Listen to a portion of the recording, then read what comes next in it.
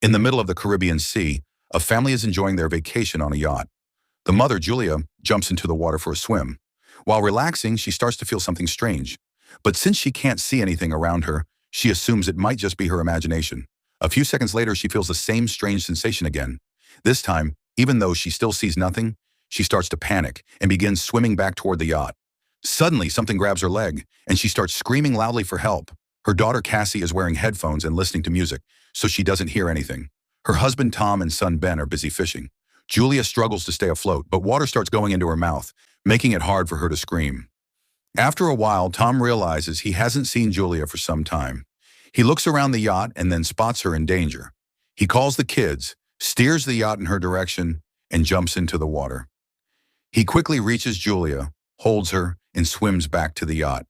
The kids pull both of them up. The family helps Julia recover, but she convinces herself it was probably just the waves. That night, they all celebrate Ben's birthday. Cassie gets a call from her boyfriend and steps outside with her laptop. On the video call, her boyfriend shows her that huge dark clouds have covered the city. Suddenly, the call glitches and freezes. Cassie goes to tell her family, but Tom says the signal is probably weak because they're far from land. Just then, they hear a sound. They all go outside and see a group of whales passing by. Tom explains that whales follow Earth's magnetic field, but during storms, they can get confused. Suddenly, the yacht shakes violently and Ben falls down. Tom gets worried that the yacht might be damaged, so he dives underwater to check. After a while, he comes back up, but there's a deep wound on his shoulder. Julia quickly stitches it up.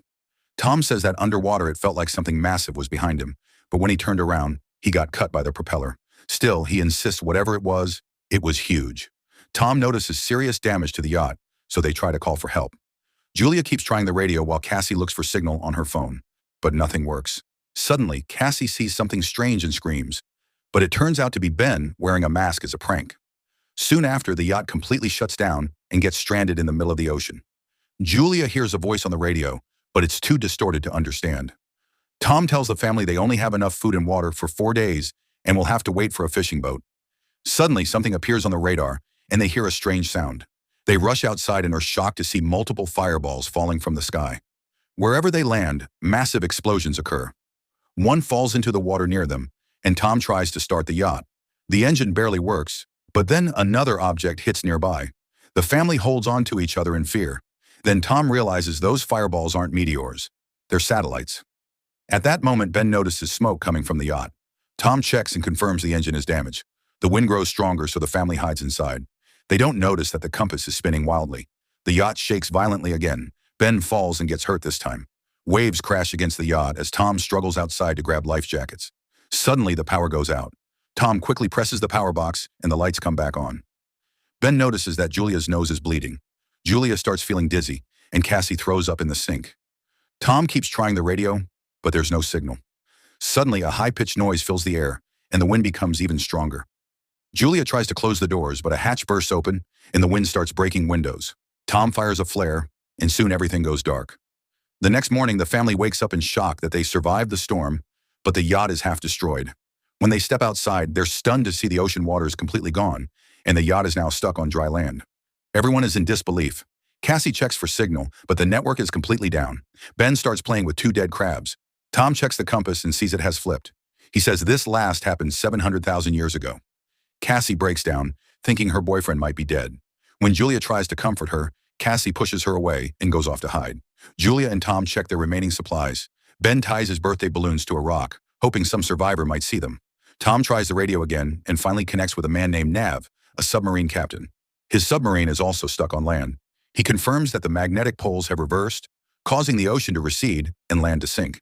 He says he hasn't seen any other survivors and that communication systems are completely down. He also says the poles will reverse again and the ocean might return within a week. He warns them to get to higher ground because when the water comes back, it will be extremely dangerous.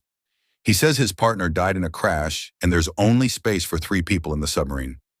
Julia and Tom beg him to at least save their children. He gives them his coordinates. Tom calculates it will take 2 to 3 days to reach the submarine. He tells the family to rest well and leave in the morning. The next day as they pack, Tom notices something moving nearby. It's a limping man holding a harpoon with a barking dog beside him.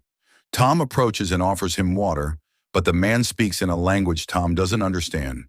After drinking, the man suddenly smashes the bottle on Tom's head and kicks him violently.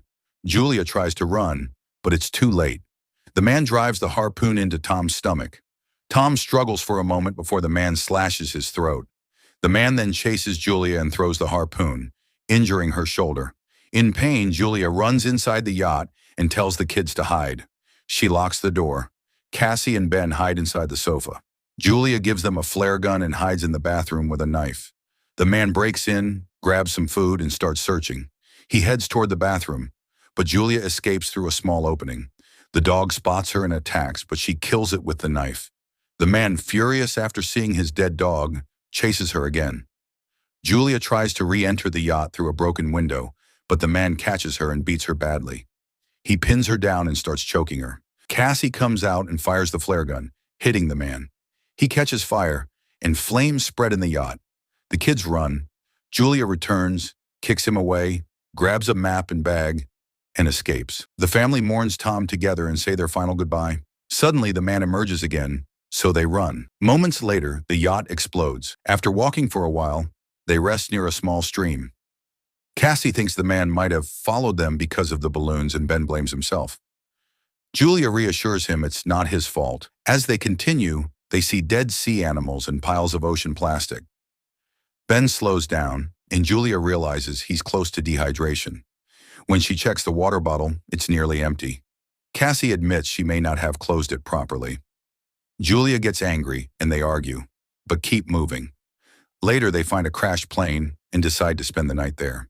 While eating a small snack, Julia finds a family photo in Tom's jacket and breaks down. Cassie asks about their love story. Julia smiles and says Tom was once her patient, and one day he confessed his love with flowers and a poem. That night, Cassie steps outside and the man tries to grab her, but Julia attacks him and repeatedly stabs him to death.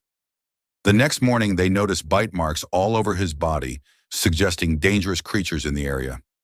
As they leave, crabs crawl out of his mouth. Later, Ben wanders off and drinks from a pond, but Julia pulls him away, warning him it could make him sick. The heat intensifies, so they cover their heads. Ben feels dizzy, and they build a temporary shelter. Julia gives him an injection and decides to stay the night. In the morning, she hears a strange sound and sees a massive swarm of crabs approaching. They run and find a cargo ship with 3 surviving crew members. One woman wants to help, but the other 2 refuse and lock themselves inside. The crabs attack and kill them all. Julia gets injured but is pulled to safety. Later, during a sandstorm, Julia gets separated but reunites with her kids. They find shelter and water, along with a radio and gun. Julia contacts Nav, who warns them that arthropods have become aggressive due to oxygen changes and that the ocean will return sooner than expected. He fires a flare to guide them. After a long journey, they finally spot the submarine, but must cross a rocky path. A landslide separates Julia from the kids. She tells them to go on without her. Cassie refuses but is forced to leave with Ben. They reach the submarine and find Nav badly injured. He tells them to take the submarine. Cassie goes back for Julia. Meanwhile, Julia fights off crabs. Cassie helps her climb over, and they reunite. Ben covers them with gunfire. They finally board the submarine and seal it. As the ocean returns, massive waves toss the submarine around. A high-pitched sound knocks them unconscious. When they wake up, they realize they survived. They step outside and see the submarine has landed in a ruined city. There is hope for survival and a new beginning, and that's where the film ends. Don't forget to subscribe to the channel and press the bell icon for more videos like this. Thanks for watching.